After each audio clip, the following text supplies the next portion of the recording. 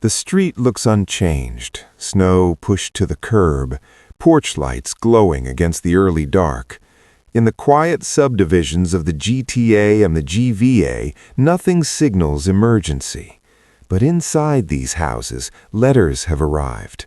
White envelopes stamped with bank logos, opened slowly at kitchen tables where families once planned vacations and renovations. The language is polite, procedural. The message is not. The mortgage renews. The rate resets. The payment swells to a figure that no longer fits inside a middle-class life. For years, this home was safety, a detached promise backed by CMHC assurances and stress tests that assumed calm futures. Now it feels provisional, a balance sheet masquerading as shelter. The renewal notice lands like a verdict. The monthly cost climbs into the mid-4,000s, an amount that quietly erases savings, retirement plans, dignity. Survival now requires improvisation. Downstairs, walls are measured, doors added, a separate entrance carved from what used to be storage. The smell of drywall dust mixes with fear. A tenant will move in. A stranger will help pay the bank. This is the basement dividend. Not profit, but relief. Not wealth, but time. Across Canada, the middle class is learning a new definition of ownership.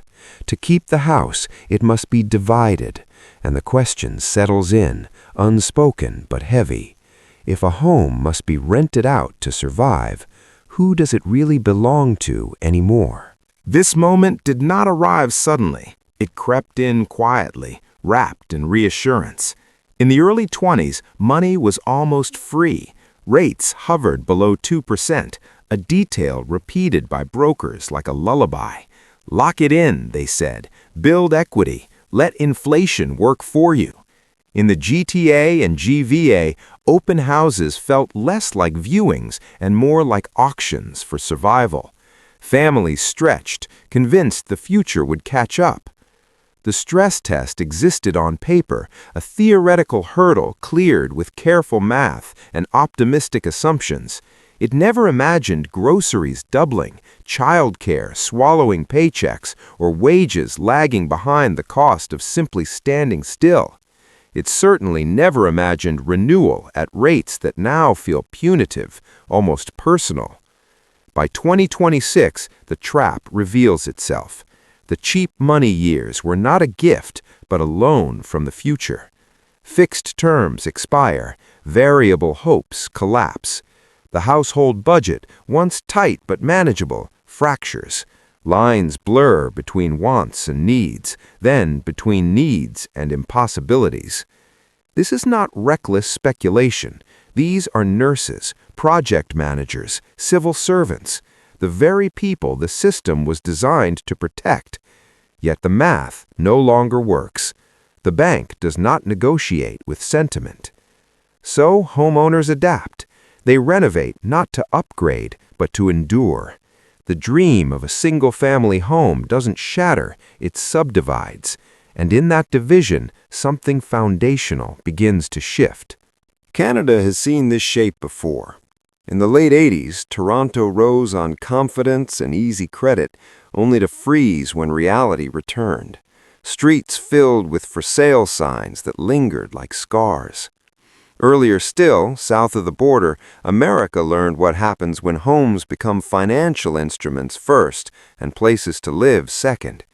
In 2008, entire neighborhoods hollowed out, not with explosions, but with silence. Canada told itself it was different, more cautious, more regulated, kinder. But debt has a way of erasing national character. Today, the shadow stretches long. Household obligations towering over income. Ratios so distorted they stop sounding like statistics and start feeling like gravity. Every paycheck bends under it. Every unexpected expense threatens collapse. The difference now is subtle and cruel. There is no sudden crash, no dramatic foreclosure wave for the cameras. Instead, there is endurance, quiet compromise, Families staying put not because they are safe, but because moving would be fatal. Selling means realizing a loss, abandoning schools, dissolving stability. Staying means renting out pieces of their lives. This is a slow crisis, designed to be endured rather than fixed, and so it hides well. The lawns remain trimmed, the lights stay on. From the street, everything still looks fine, but inside, the math of survival is being rewritten, one basement at a time. The basement was never meant to carry this weight. Once a place for storage, laundry, maybe a television and a couch, it has become a financial instrument. Ceiling heights are measured against bylaws. Windows are widened to meet fire codes. Permits are applied for, sometimes ignored. Municipal inspectors become gatekeepers between legality and necessity. This shift is visible now, if you know where to look. Side doors appear where fences once stood. Mailboxes double. Driveways host more cars than they were designed to hold. Entire neighborhoods quietly densify, not through planning, but through pressure. The dividend is not optional. Without the extra income, the payment would be terminal. With it, the household survives another month. But survival comes with cost. Privacy evaporates. Noise travels. Kitchens are shared walls between strangers. Home becomes a workplace, a rental unit, a negotiation. For tenants, this is no refuge either. Rents are high because they have to be. The landlord upstairs is not extracting profit. They are covering a gap carved by rates and renewals. Both sides feel trapped, bound together by a system that leaves no one comfortable. This is how a housing shortage becomes a social rearrangement, not through policy, but through desperation. The single-family home remains standing, but it no longer functions as one. And in that quiet conversion, the meaning of ownership begins to thin. Banks describe this period as normalization, a return to historical averages. From their perspective, the numbers behave as they should.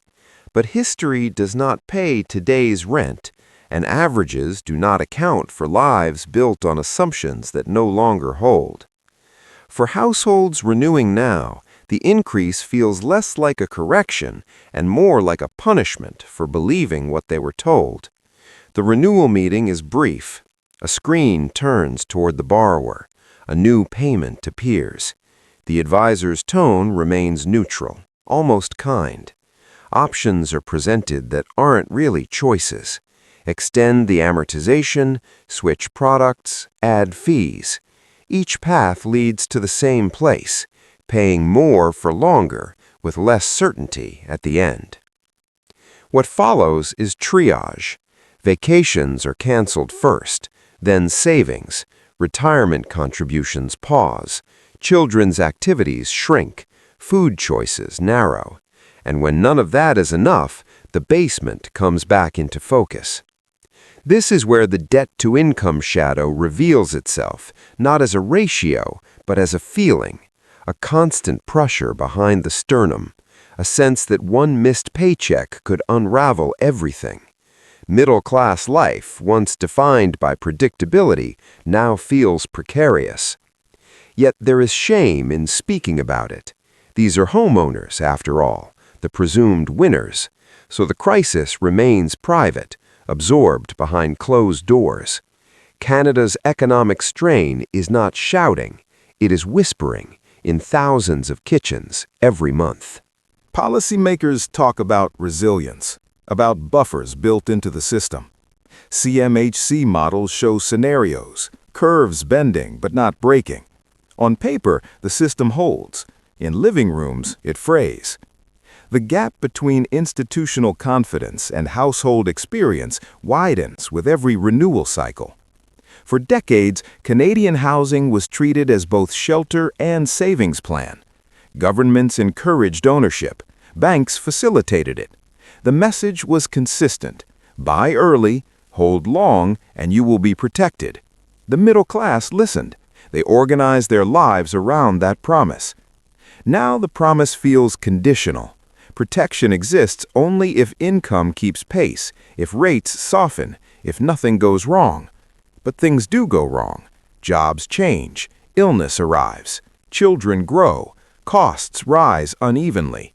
The stress test never simulated exhaustion. It never priced in anxiety. In this environment, the basement suite becomes a buffer the system never planned for, an informal shock absorber absorbing policy failure. It allows households to pass the test retroactively, month by month, tenant by tenant. This is not entrepreneurship, it is adaptation, a quiet rewriting of what it means to make it in Canada.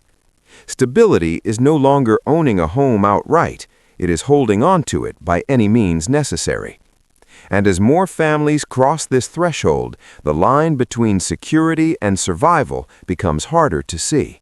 The social contract begins to bend here. Neighbors become landlords. Basements become bargaining chips.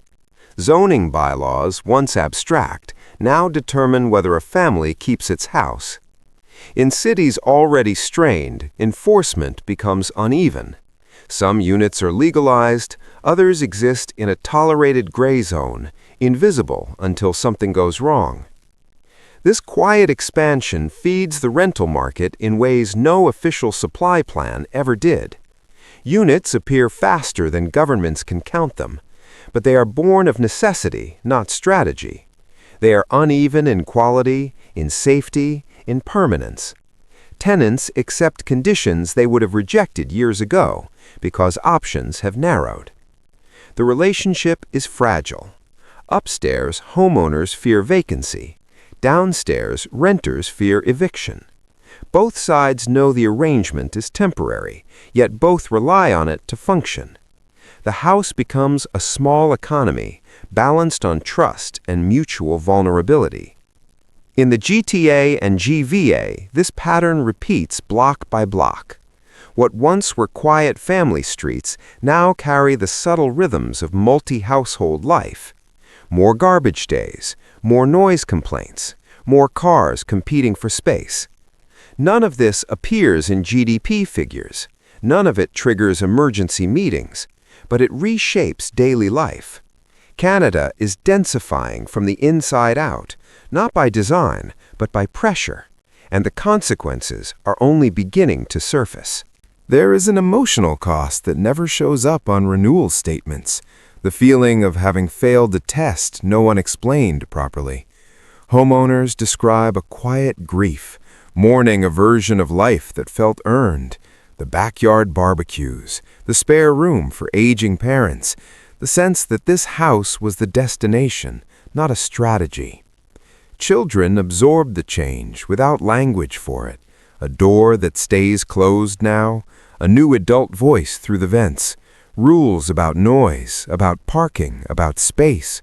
Privacy becomes a luxury item rationed carefully. Parents reassure, even as they calculate. This pressure changes behavior. Risk tolerance disappears. Job mobility shrinks. People stay in roles that drain them because stability has become currency. Entrepreneurship, once celebrated, feels reckless. The mortgage does not care about ambition. It wants certainty, on time, every month. Canada's middle class was built on predictability, regular paychecks, incremental progress, a belief that effort led somewhere safe. That belief is thinning. In its place is vigilance, checking accounts daily, watching rates like weather systems that cannot be controlled, only endured. The home still stands, the title still bears their name, but ownership now feels conditional, dependent on strangers downstairs and markets far away. And that uncertainty settles in, heavy and persistent, like winter that refuses to end. This is where the crisis reveals its scale, not in defaults, but in decisions deferred. Couples postpone children because space is no longer theirs alone. Aging parents remain unsupported because the spare room has become income. Life milestones are renegotiated against the mortgage calendar. Renewal dates matter more than birthdays. Economists look for breaking points. They scan for spikes in arrears, for forced sales, for visible stress. What they find instead is compliance. Canadians adjust. They cut. They share. They absorb. The system interprets this as strength, but endurance is not the same as health. The debt-to-income shadow stretches further, not because people borrow more, but because the same obligations now consume more of who they are. The payment dictates behavior, it shapes relationships, it narrows futures. In previous downturns, there was a sense of collective motion, a shared acknowledgement of trouble. This time, the struggle is individualized. Each household improvises alone. One basement here, one roommate there. No headline captures the accumulation of these choices. The danger is not collapse, it is normalization. A country adjusting to strain so gradually it forgets what ease felt like. And as this becomes routine, the question shifts from how bad it is to how long it can last. The financial system reads this endurance as proof of correctness. Payments are made. Defaults remain contained. On paper, the models hold. But the models do not see what is being traded away. They do not measure the erosion of trust in the idea that work leads to stability, that rules are designed for ordinary lives. In the 90s, when Toronto's housing bubble deflated, pain was visible. Prices fell. Equity vanished. There was a sense of loss that could be named. Today, prices may soften or stall, but the burden does not lift. The house does not rescue its owner. It demands more from them. This is a different kind of downturn, one without a single moment of rupture. Instead, it arrives through fatigue, through the steady realization that the ladder has lost rungs, that progress now requires constant vigilance rather than momentum. The basement tenant pays on time, the mortgage clears, the month closes, and yet something is wrong. The household is technically solvent, but emotionally depleted. The future feels leased, not owned. Canada once sold the single-family home as a cornerstone of social stability. Now it functions as collateral for endurance. And in that quiet inversion, a deeper question emerges: whether an economy that survives by exhausting its middle class can truly be called stable at all. There is also the question of who is excluded. The basement dividend only works if you already own. For those still trying to enter the market, this quiet adaptation closes doors. Listings assume rental income baked into the price. Affordability calculations now depend on a hypothetical tenant. Ownership is no longer a single-income story. It is a small-scale housing operation from day one. This changes the social texture of cities. New buyers arrive not as families settling in, but as managers of cash flow. The home is evaluated less by light and layout, more by ceiling height downstairs and parking access. The emotional center of housing shifts, subtly but decisively. For renters, this world is unstable. Their security rests on someone else's renewal cycle. A rate change upstairs can mean eviction downstairs. Leases feel temporary, even when signed. The basement is shelter, but never home in the full sense. Policy debates continue at a distance. Supply targets, immigration numbers, interest rate forecasts. All important, all abstract. On the ground, the lived reality is simpler and harsher. People are making life-altering decisions just to remain stationary. The crisis does not announce itself with sirens. It advances through adaptation. And as more Canadians learn to survive this way, the line between coping and breaking grows dangerously thin. What is striking is how quickly this arrangement becomes invisible. Once the basement is finished, once the tenant settles in, the household recalibrates its sense of normal. The extra footsteps, the altered routines, the careful budgeting around someone else's rent payment, all of it fades into background noise.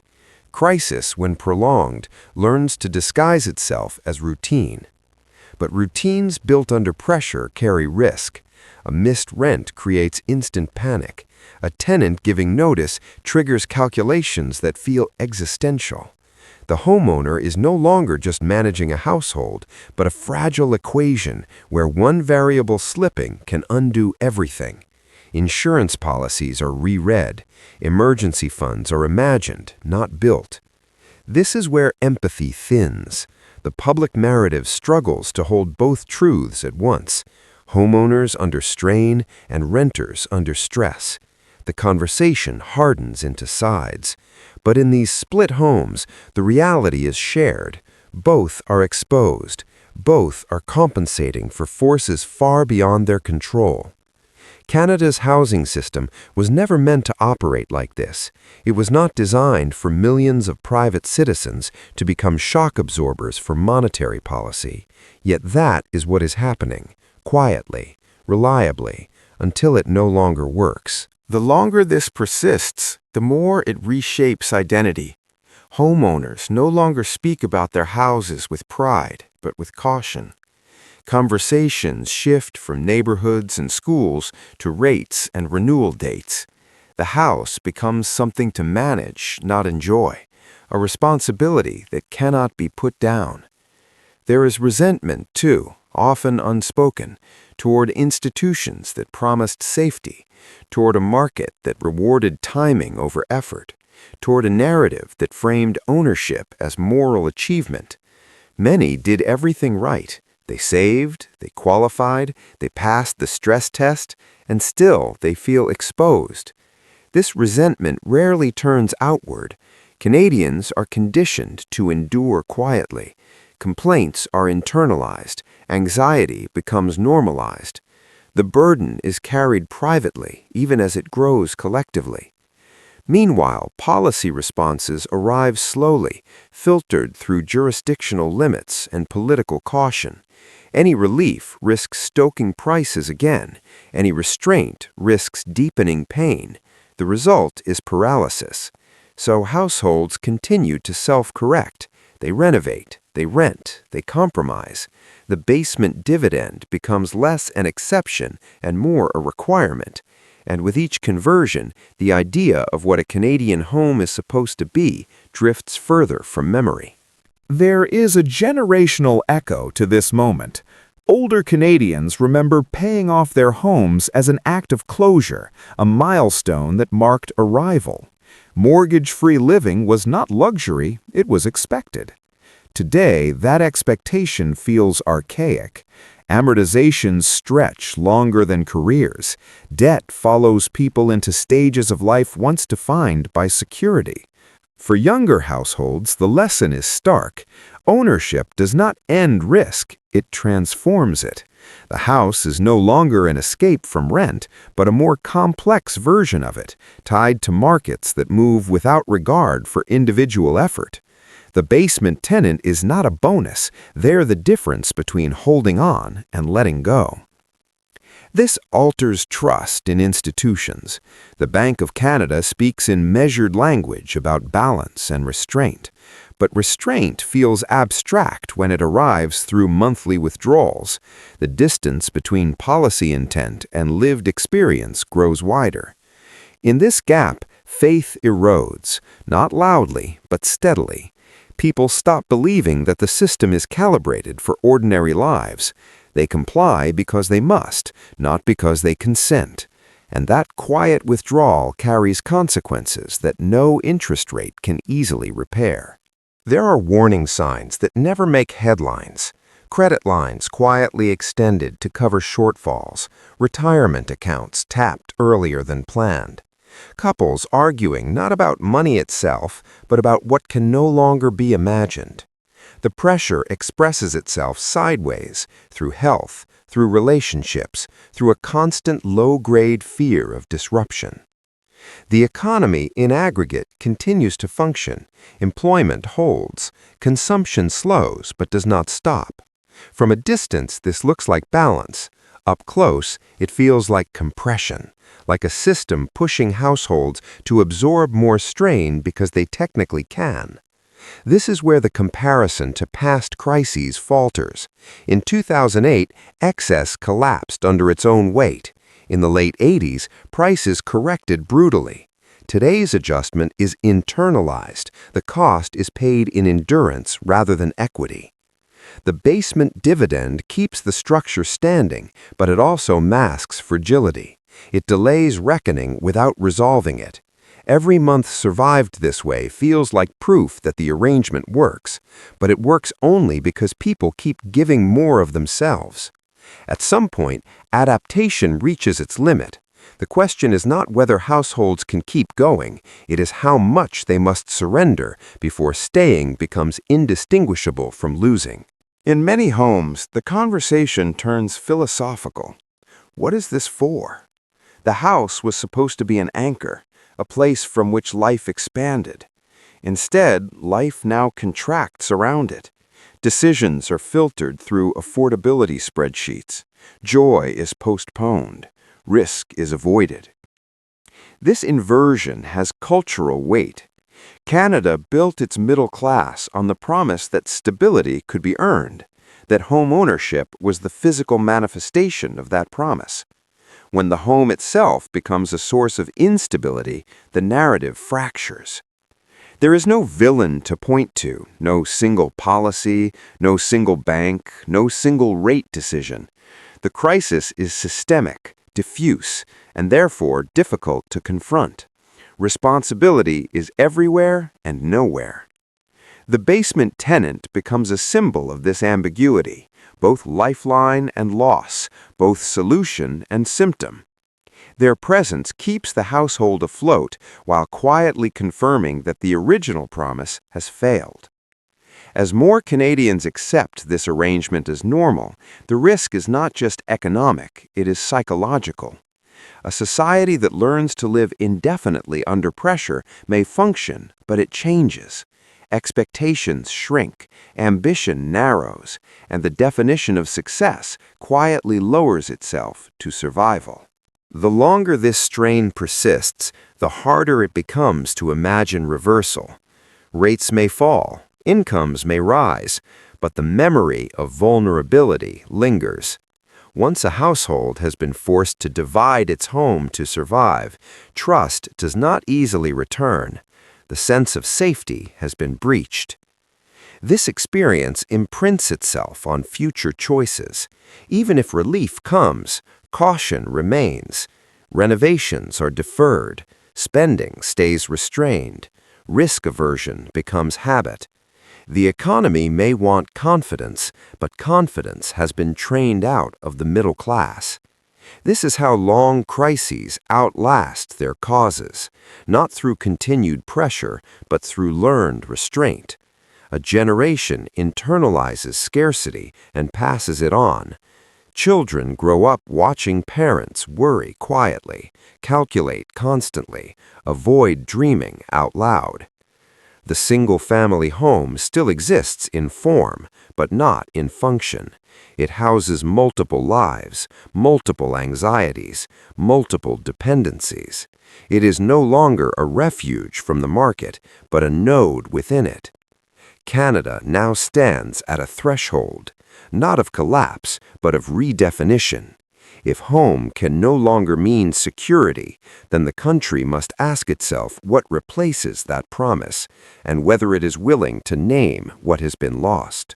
There is a quiet realization settling in across the country. This was never meant to be permanent, yet it has no clear end. The basement tenant was supposed to buy time, a year, maybe two, long enough for rates to ease, for incomes to catch up, for normality to return. But time keeps stretching, and normal never quite arrives. What lingers instead is a low-grade vigilance. Homeowners listen more closely now to footsteps, to market news, to central bank language parsed for hope. Every headline feels personal. Every policy shift feels intimate. The distance between macroeconomics and daily life has collapsed. In this environment, the idea of home thins further. It becomes conditional space, negotiated monthly, a structure held together by compliance rather than comfort. People still care for it, still maintain it, but with a different emotional register, less pride, more obligation. Canada's middle class is not disappearing, it is transforming under pressure, adapting quietly, absorbing costs that never appear in official tallies. The crisis does not demand attention because it does not break things quickly. It repurposes them slowly. And as more homes are divided to remain standing, the country edges closer to an unanswered question, whether endurance alone is enough to hold a society together. What remains hardest to measure is the erosion of meaning. When every room has a price, space loses its innocence. The living room is no longer just a place to gather. It is square footage that could have been monetized. The spare bedroom becomes a missed opportunity. Even silence acquires value. This accounting mindset seeps into how people see themselves. Worth becomes tied to holding on. Success is defined not by progress, but by avoidance. Avoiding default, avoiding forced sale, avoiding the shame of falling behind. The middle class learns to celebrate survival as achievement. Public discourse struggles with this reality. Homeowners are assumed to be insulated. Renters are assumed to be vulnerable. The basement dividend blurs that line until it disappears. Vulnerability is shared but unevenly acknowledged.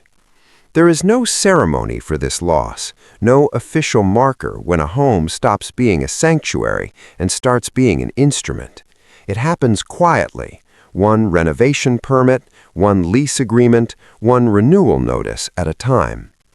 Canada's economic crossroads is not marked by recession alone.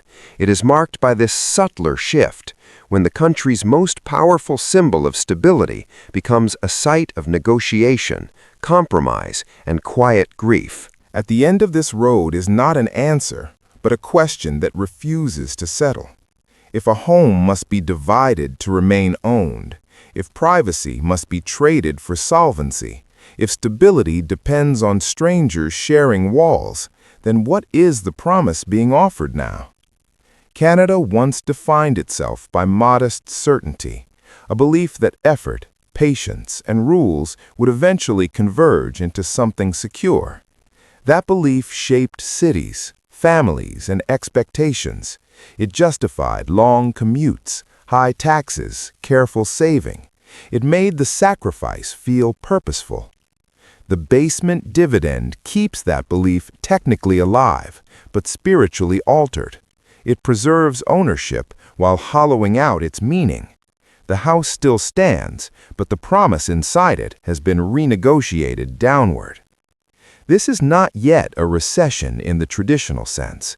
There is no single shock, no dramatic collapse. Instead, there is a country pausing at a dangerous intersection, unsure which direction still leads forward. What comes next will depend on whether Canada chooses to see this moment clearly, not as resilience, but as warning, and whether it is willing to ask, honestly, what home should mean in a future where survival has replaced security as the baseline. In quieter moments, homeowners admit something they rarely say out loud. Even if they survive this cycle, even if rates soften and payments ease, something fundamental has shifted. The trust is gone. The sense that the system would meet them halfway has dissolved. What remains is caution, ingrained and permanent. They will keep the tenant, not because they need to, but because letting go feels irresponsible. The basement, once surrendered, is never fully reclaimed. Its income becomes part of the household's identity, woven into how security is defined. The house no longer belongs entirely to the family living in it. It belongs to the math. This is how structural change settles in, not through crisis declarations, but through habits that never reverse.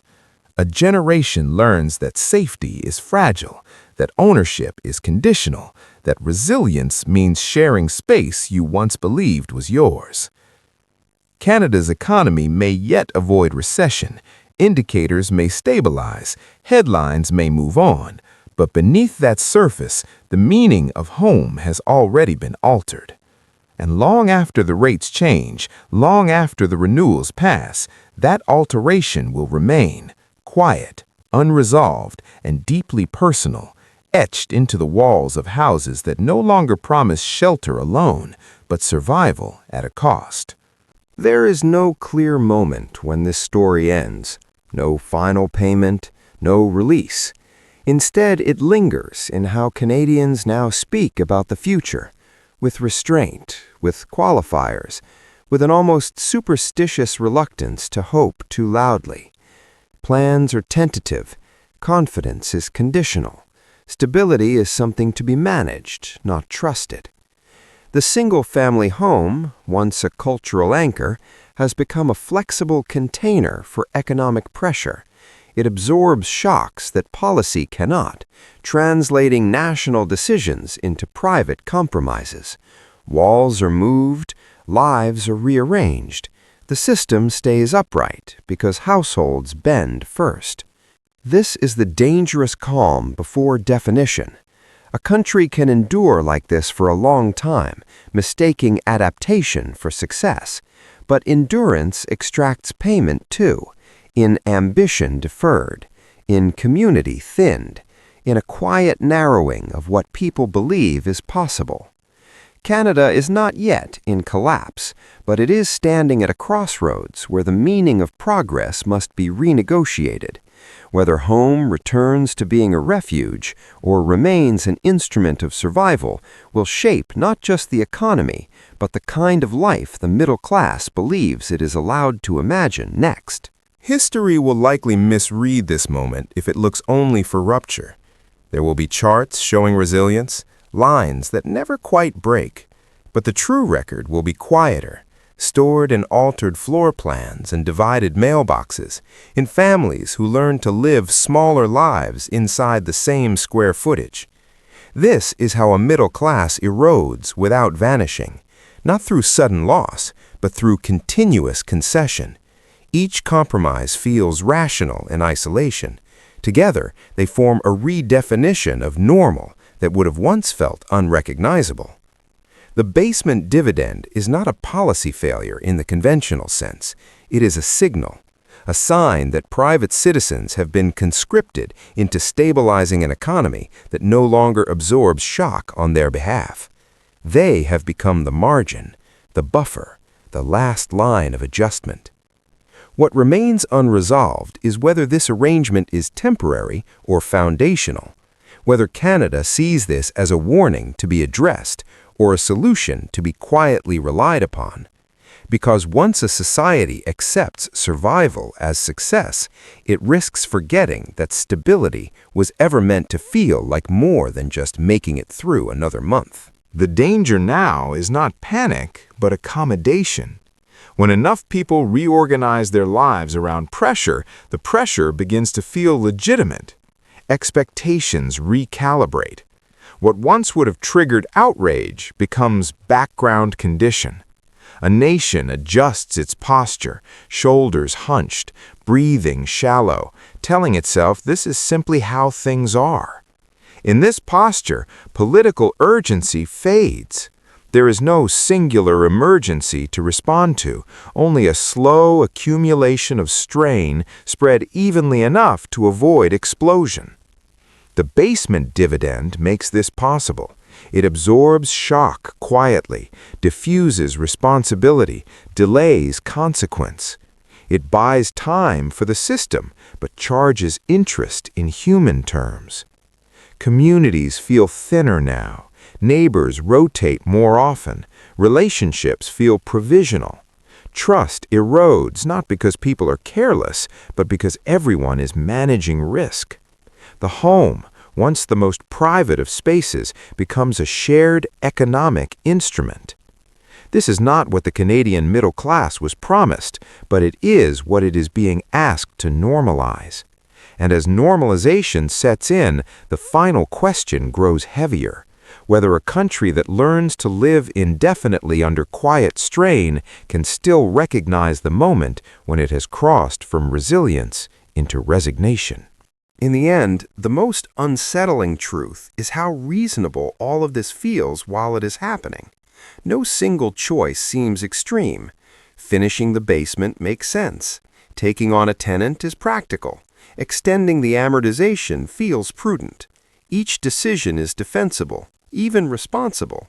But taken together, they describe a country quietly lowering the bar of what stability means. Home ownership no longer guarantees safety, it guarantees obligation. It demands flexibility, compliance, and the willingness to share what was once considered private refuge. The single-family home remains Canada's most powerful symbol, but its meaning has been hollowed out from within. It is still brick and siding, still insured, still taxed, yet emotionally it has shifted from sanctuary to strategy, a place where life is managed rather than lived. This is the crossroads Canada stands at now, not between boom and bust, but between memory and redefinition, between the idea of home as a reward for effort and home as a mechanism for endurance. Whether this moment becomes a turning point or a settling point will depend on what Canadians choose to name it, because once a society stops asking what it has lost, it risks accepting survival as the fullest expression of success. What lingers after all the calculations is a quiet, unresolved ache, a sense that something essential has been traded away without ceremony or consent. Not wealth, not status, but the feeling that home was a place where the future could rest safely for a while. In this new reality, the Canadian middle class has not failed, it has complied. It has adjusted with remarkable discipline, absorbing shocks meant for systems larger than any household. It has proven resilient in ways that statistics will later praise. But resilience, stretched too far, begins to resemble surrender. The basement dividend keeps the lights on, it keeps families housed, it keeps the economy balanced just enough to avoid collapse. But it also leaves behind a quieter deficit of trust, of ease, of belief that stability is something earned rather than rented month by month. Canada may yet avoid a textbook recession. Rates may fall, markets may steady, but the deeper question will remain unanswered. When a home must be divided to survive, when security depends on constant adaptation, what promise is left at the center of the national dream? At this crossroads, the danger is not choosing the wrong path. It is forgetting that another definition of home ever existed at all. In years to come, this period may be summarized with cautious language, a challenging cycle, a necessary adjustment, a test of resilience. But those words will miss what it felt like to live through it, the quiet recalibration of hope, the way confidence thinned without ever fully breaking. The houses will still be there. Many will still be owned by the same families. From the outside, continuity will be mistaken for success. But inside, the memory of vulnerability will remain embedded, like a fault line beneath familiar ground. Canada's middle class will move forward carrying this knowledge, that stability can be revoked, that shelter can become conditional, that even doing everything right offers no guarantee of rest.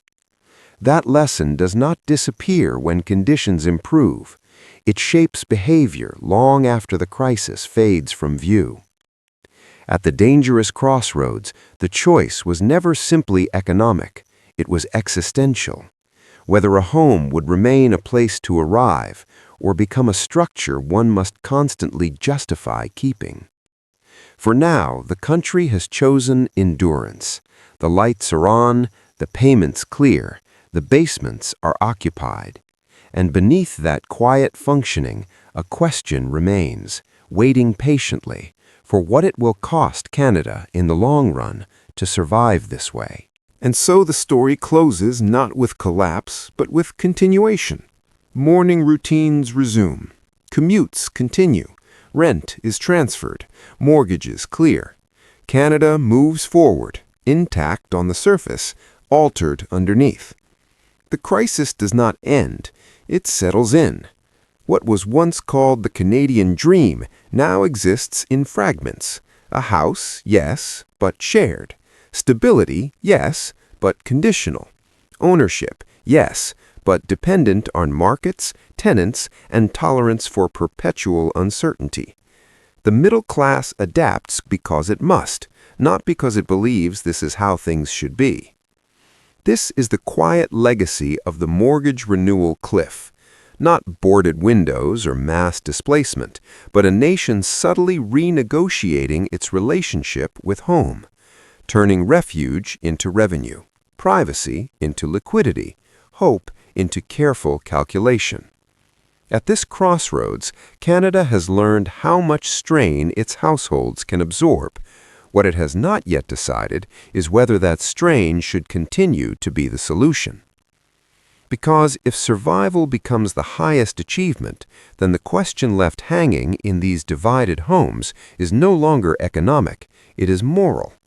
What does a country owe its people when even home no longer feels like a place to rest?